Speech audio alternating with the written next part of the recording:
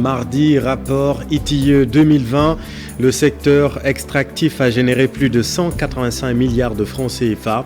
Le document a été partagé aujourd'hui, plus de détails dans un instant. À la une également, l'attraction TER, la gare de Dakar a refusé du monde aujourd'hui. Le train express régional aiguise les curiosités des Sénégalais, reportage à suivre. Les ex-travailleurs de la Sotrac dans la rue, ils réclament 9 milliards d'indemnités à l'État du Sénégal. On vous explique tout dans un instant. Voilà pour le sommaire, tout de suite le développement.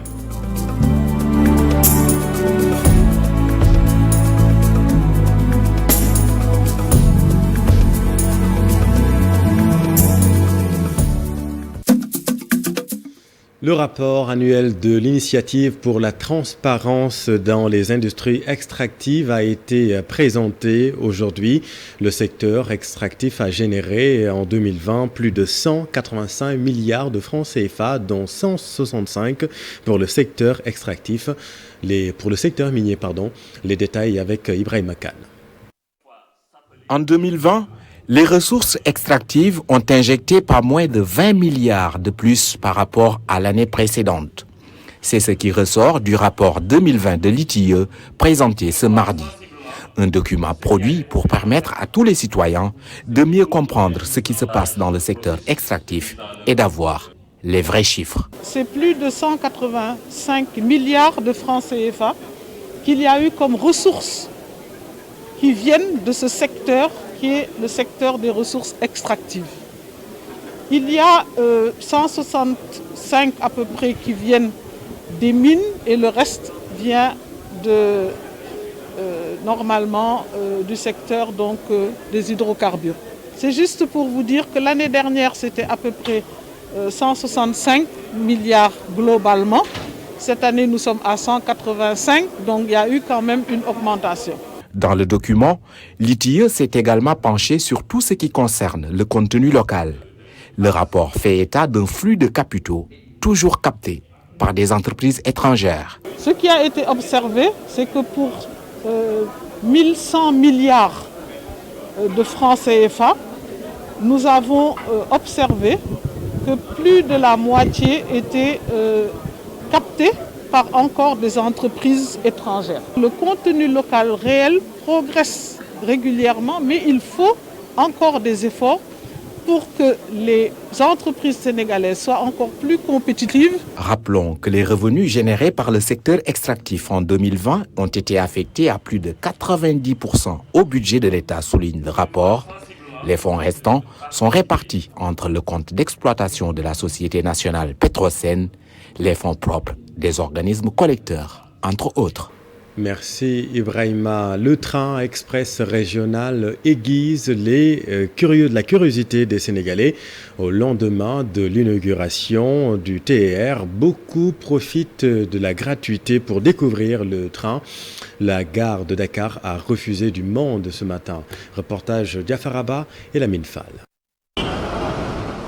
Tel un musée, c'est encore l'affluence à la gare de Dakar qui refuse toujours du monde. Nombreux sont les Sénégalais qui viennent y faire une visite découverte. Je suis revenu à Dakar uniquement pour voir de mes propres yeux ce que le président Macky Sall nous a offert comme cadeau de Noël. Voilà, je suis venu comme tout le monde ici présent pour découvrir l'ambiance qui se fait ici, pour découvrir justement ce bijou qui vient d'être inauguré hier, à savoir le TER.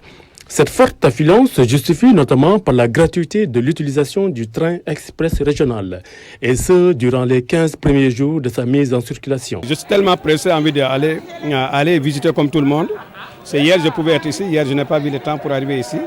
Bon, donc aujourd'hui je suis arrivé, je voulais alors quand même aller voyager, visiter comme tout le monde aussi, être à l'aise, être très content, voir les situations, comment ça se passe. Cependant, cette gratuité est à relativiser, puisqu'il s'agira pour les usagers de passer par une procédure d'inscription avant de bénéficier des services du train express régional. Pour cela, je suis venu, un agent m'a inscrit sur son téléphone et je reçois un message sur le mien, et ensuite je vais au guichet, on me donne le ticket pour que je puisse faire un aller-retour gratuitement. J'ai reçu un message hier Donc ce matin, je suis venu à la gare de Dakar et j'ai été bien accueilli par les agents, par les employés qui sont là.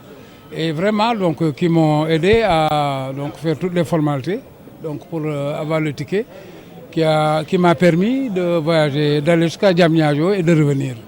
Le train express régional, un projet phare du plan Sénégal émergent, permet aux utilisateurs de se déplacer dans un confort et une rapidité à moindre coût. Et retour sur le voyage inaugural avec l'excitation de la première fois pour les quelques privilégiés. Vous allez le voir, tous sont unanimes. Le train express régional va beaucoup fluidifier la mobilité urbaine. Aminata Marisso et Alioune Diagne.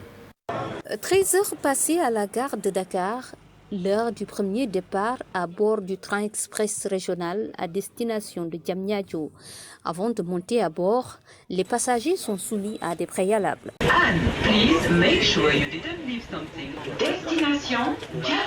Actuellement, nous sommes à bord du train qui vient juste de dépasser la gare de Diamniadio. Nous avons pris le bon train pour aller de l'avant. On a très bien apprécié le voyage, ça n'a pas beaucoup duré et c'était confortable. Je n'ai pas chronométré, mais en tout cas, tellement ça passait vite. À bord du TER, des passagers, la plupart de simples citoyens venus découvrir la vedette du jour. Ça n'a pas été long. Ce que j'ai retenu, c'est que de Dakar à Rufisque, nous avons fait 3 minutes. De Dakar à Colobane, qu'est-ce que je raconte? Dakar à Colobane, nous avons fait 3 minutes. Mais là, c'était un agréable voyage. Vous passez un voyage tranquille, vous n'êtes pas secoué, vous n'êtes pas impacté par les embouteillages monstres, vous n'arrivez pas éreinté au bureau. Et puis à la descente aussi, vous rentrez tranquillement chez vous, voilà, sans être trop fatigué, vous avez le temps de vaquer à vos activités domestiques. À l'intérieur, tout un dispositif pour mettre le passager dans le confort. Wi-Fi, salle climatisée, bref, toutes les commodités de moyens de transport modernes. Je suis entièrement satisfait de ce mode de transport qui relève le niveau de transport urbain à un niveau de classe mondiale. Le Sénégal égrène ainsi son train express régional pour un montant estimé à 780 milliards de francs CFA, une nouvelle ère dans la mobilité à Dakar. Merci Aminata. Eux n'ont pas le cœur à la fête, les ex-travailleurs de la Sotrac. Ils réclament un reliquat de 9 milliards d'indemnités. Selon eux, le ministre des Finances serait responsable de cette lenteur de décaissement. Explication Fat Bintou Conté et Diafarapa. 13 ans pour certains, 21 ans pour d'autres, les ex-agents de la Sotrac réclament le reliquat d'un montant de 9 milliards à l'État du Sénégal. L'État nous a contraints de renégocier cette somme à 14 milliards 113 millions. Ils nous ont payé pour une première avance 2 milliards, une deuxième avance 5 milliards, 3 milliards. Ça fait un total de 5 milliards d'avance sur la dette globale qu'ils nous devaient. Donc il reste 9 milliards que l'État nous doit. Effectivement, quelquefois même les gens ils parlent de 13 ans, mais c'est depuis 21 ans. C'est depuis 21 ans. Donc c'est vraiment difficile. Ce mardi, ils ont battu le macadam encore une fois de plus et cette fois-ci en compagnie de leur famille. Présentement, nous sommes sur les allées du centenaire pour marcher une marche de protestation avec nos enfants et nos femmes, toute la famille de la Sotrac réunie.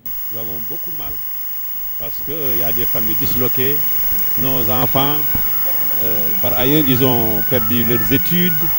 Bon, malheureusement, il y a eu beaucoup de tort.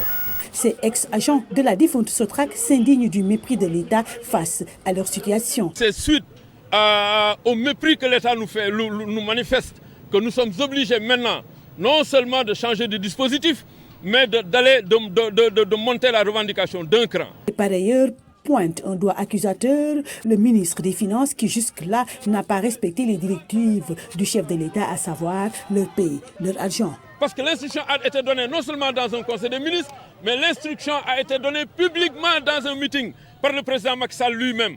Si aujourd'hui cette instruction n'est pas respectée, c'est le président Macky Sall que nous devons interpeller. Et ces ex-agents de la défunte Sotrac ne comptent pas baisser les bras. Ils vont se battre, disent-ils, jusqu'à récupérer ces 9 milliards.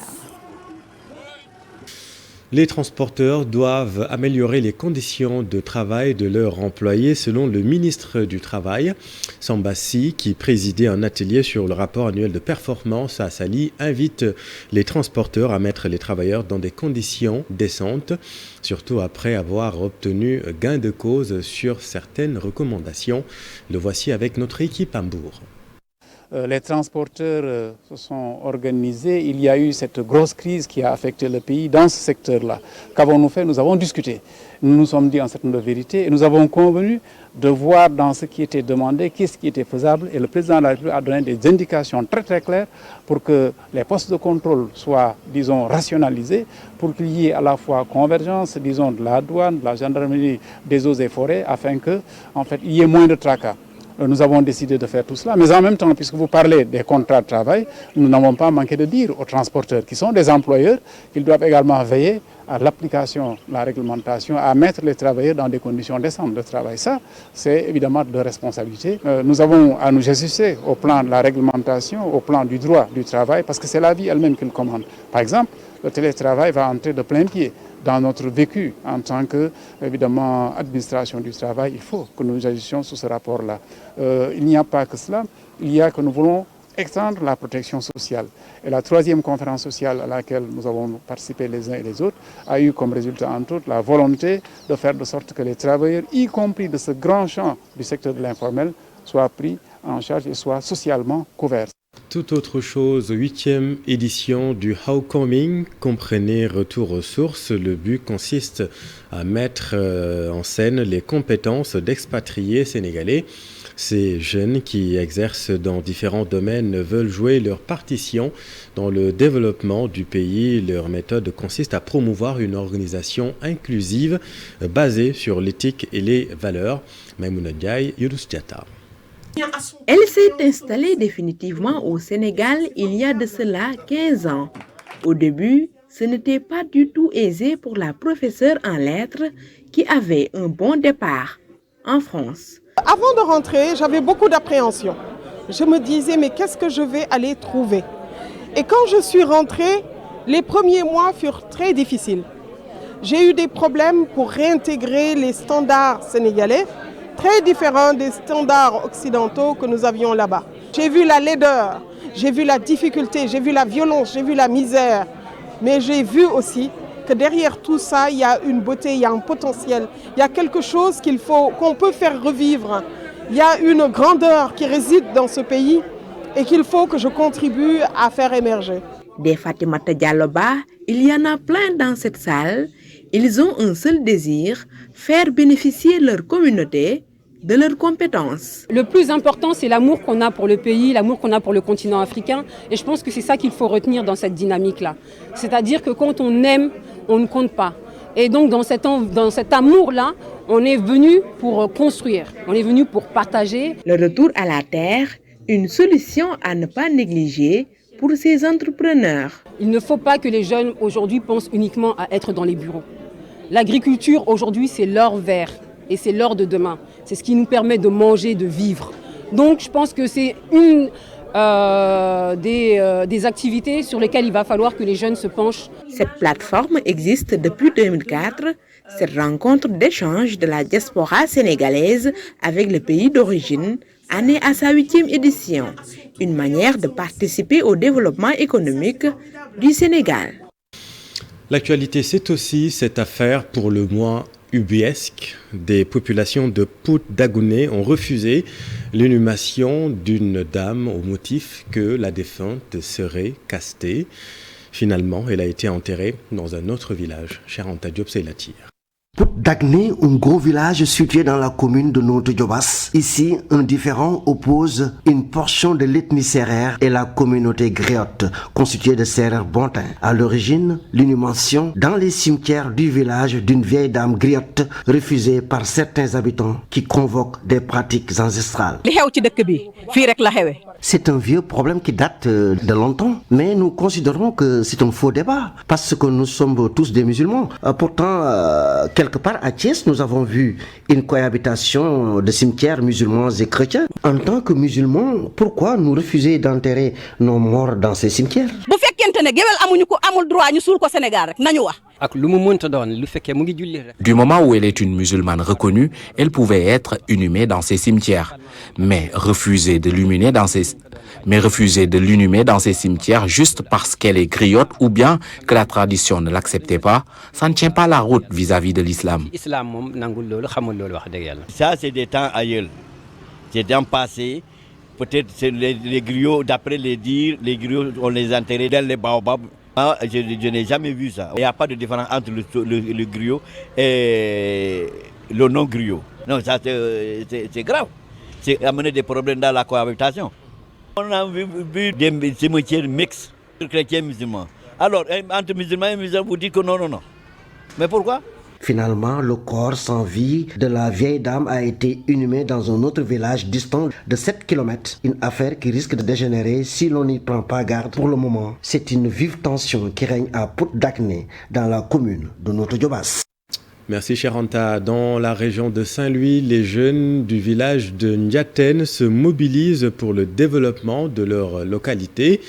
Ils ont organisé des journées de consultation gratuites. Les blouses blanches ont surtout détecté des maladies liées au diabète, à l'hypertension, aux maladies hydriques comme la bilharziose avec la poussière qui sévit dans cette zone frontalière avec la Mauritanie. Ousseynou Diop, Habib Sek.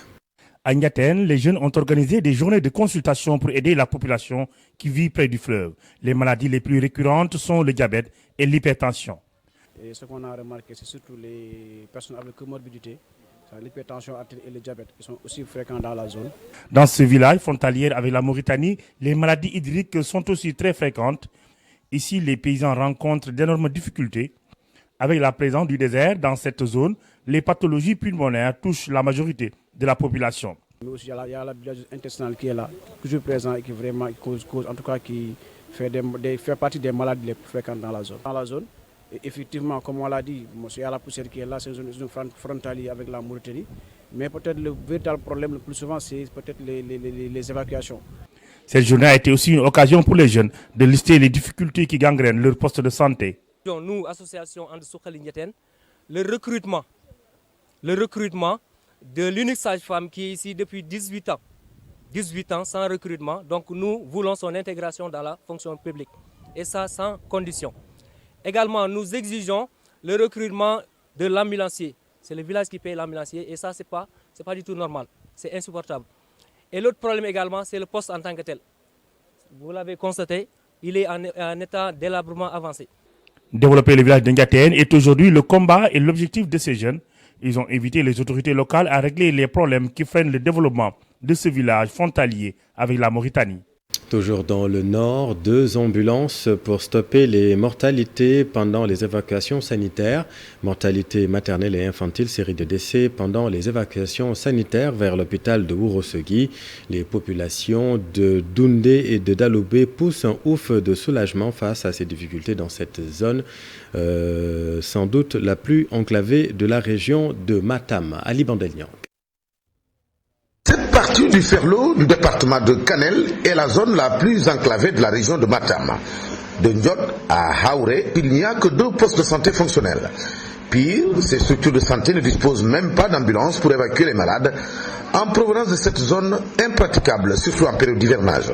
En dotant les postes de santé de Doundé et de Dialoubé des ambulances, le questeur de l'Assemblée nationale vient soulager toute une communauté.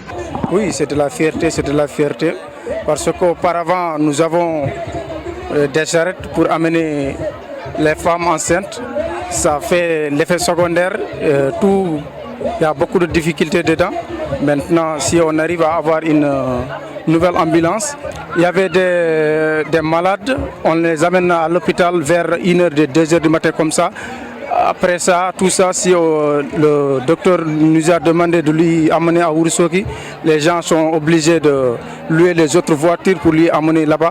On n'avait pas de l'ambulance ou bien de quoi que ce soit, les voitures personnelles. Donc on contacte sur nos... C'est un soulagement pour la population. Oui, vraiment, c'est de la fierté. Même avant le jour J, comme le jour aujourd'hui, les jours d'avant, les gens entendaient l'ambulance va arriver ici d'ici quelques jours, 2 jours, 72 heures ou bien 24 heures comme ça. Mais ils ont dit alhamdoulilah, si Daouda a fait ça, c'est de la fierté, c'est de la fierté. Dans cette zone du département de Canel, où les rares infrastructures portent la signature des émigrés, les populations peinent toujours à accéder aux services sociaux de base. Situés à plus de 60 km de Ourossogui, les habitants de Bokiladi, de Haouré, de Doundé et même de Sémé attendent toujours la construction d'au moins un centre de santé. Une journée dénommée carrière académique initiée par le Centre académique d'orientation scolaire et professionnelle pour promouvoir les sciences et les mathématiques. L'objectif est de déconstruire les représentations défavorables à la promotion des matières scientifiques à Fatick. Cette journée a été une occasion de sensibiliser les élèves du moyen secondaire sur l'importance des matières scientifiques. Aminata Goudjabi et Abdou Karim Pey. Médecins, ingénieurs et professeurs de mathématiques ou encore de sciences physiques se sont succédés sur le podium. Devant des élèves de plusieurs écoles de Fatick, ils ont raconté leur cursus avant de partager leur expérience. L'objectif est d'inciter les élèves à s'intéresser davantage aux séries scientifiques. Il fallait leur offrir donc ces spécialistes, ces techniciens, vraiment qui ont été d'un parterre haut de gamme, qui ont fait vraiment de belles prestations et les élèves, les parents d'élèves, les chefs d'établissement, les professeurs ont apprécié à sa juste valeur leur intervention et ça a fait un baume du cœur et j'espère que ça va contribuer à enlever donc ces constructions négatives qui freinent le développement des matières scientifiques pour que dans l'avenir, ils choisissent les séries scientifiques mais également pour qu'ils s'y maintiennent. Un peu plus de 20% des élèves de l'Académie de Fatick évoluent dans les séries scientifiques. La communauté éducative locale s'engage à renverser la tendance et elle compte sur tous les acteurs pour mettre en œuvre un programme à cet effet. Pratiquement 23% seulement des élèves sont orientés dans les filières scientifiques et 1% seulement dans les filières techniques. On a des difficultés même pour maintenir ces élèves qu'on a orientés dans les filières scientifiques. Ça, c'est vraiment quelque chose qu'il faut revoir de plus près. Un renforcement des équipements dans les écoles et le recrutement massif de professeurs dans les matières scientifiques sont également réclamés. Et je pense qu'à travers les débats, il y a beaucoup de propositions. Certes, il y a un seul BST ici dans la commune de Fatick qui polarise les 4 SEM de la ville, mais on a proposé pour qu'on puisse augmenter ces BST-là. Mais au-delà des BST, pour qu'on puisse avoir suffisamment de laboratoires dans les établissements. Le Centre académique d'orientation scolaire et professionnelle de Fatick va accentuer la sensibilisation pour déconstruire les stéréotypes qui empêchent la promotion des matières scientifiques dans l'académie.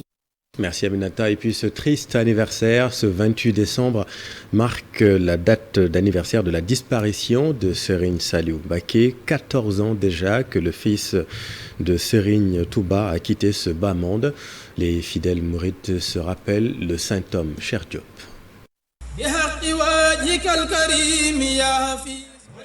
Il a fait 7 ans au Daara Ndiouroul de Khelcom. Seydina Saliou Thioune, c'est son nom.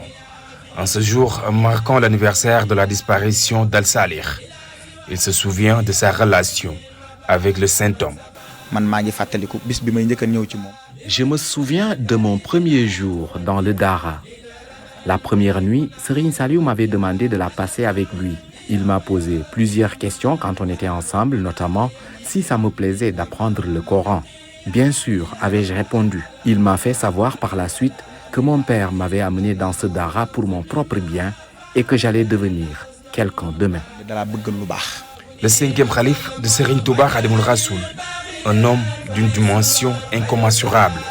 Mame Saliou, comme l'appelaient affectueusement les fidèles, a beaucoup œuvré de son vivant. C'est un vrai fils d'Abraham, ascète, pur, travailleur, attaché au travail, à gagner sa vie à la sueur de son front, dans le respect des principes et des préceptes édictés par le bon Dieu, le prophète Mohammed et son noble et digne père Serigne Touba Mbacké Khadim Rassoul. Serigne Saliou, pour qui le connaissait, était quelqu'un qui était très attaché à la terre, qu'il cultivait. Et après ses récoltes, ce qui était extraordinaire, il n'a jamais consommé ses récoltes. À chaque fois qu'il récoltait, il les remettait sous forme d'adieu à celui qui était le représentant de Serigne Touba sur terre à cette époque. Donc le Khalif, il avait plus de 30 Daara, rien qu'à Khelcom. Il était à un niveau extraordinaire d'élévation auprès de Dieu. Le dernier fils de Bamba, à la tête de la communauté mouride, un religieux très attaché à la petite enfance. Serigne Saliou et la jeunesse, c'est comme qui disait le magnétisme et le champ magnétique.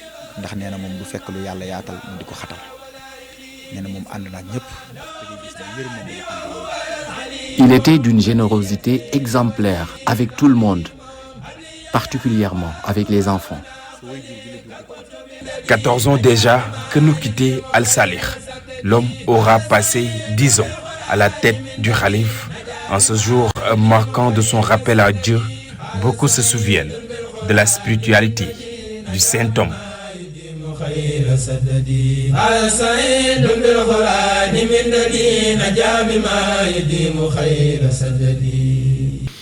Dans l'actualité sportive, football, l'équipe nationale du Sénégal débute sa préparation de la CAN. 14 des 27 lions seulement ont pris part à la première séance d'entraînement tenue aujourd'hui au stade de Lat Dior de Thiès. À Thiès, Cheikh Sadibou Diarra. 14 lions dans la tanière ont entamé la préparation de la CAN Cameroun 2021.